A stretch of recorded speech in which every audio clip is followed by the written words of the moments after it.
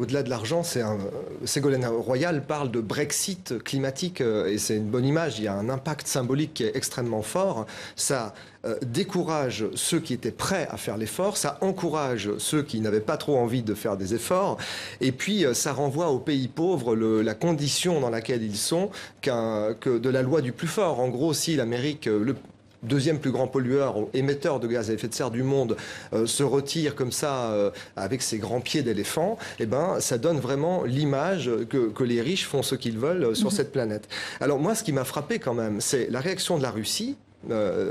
Vladimir Poutine n'a pas condamné, il a fait une phrase sibylline pour dire en gros il faut s'entendre parce que sinon ça va pas aller. Et on se souvient que la Russie faisait partie de ces pays qui y étaient allés pour ne pas faire figure de mauvais élèves. Il n'a pas encore ratifié l'accord de Paris. Et qui n'a pas encore ratifié l'accord de Paris. Les pétromonarchies que Donald Trump est allé visiter avant de faire son annonce.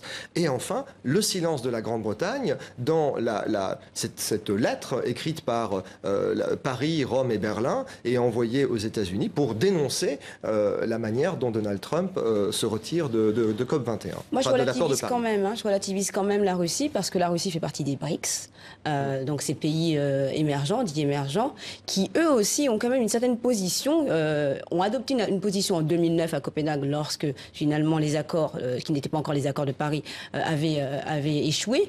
Mais la Russie reste quand même partenaire de la Chine.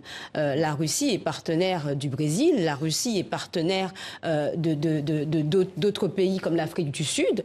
Et ça, c'est un point à ne pas sous-estimer. Sachant que la Chine et les États-Unis formaient à eux deux 42% des émissions de gaz à effet de serre. Et donc moi, je ne pense pas qu'il faut sous-estimer le rôle de la Russie. La Russie joue un rôle diplomatique, mais connaît ses intérêts. Encore une fois, lorsqu'on parle d'isolement, parce que les États-Unis sont isolés sur cette question, la Russie, elle, ne le sera pas.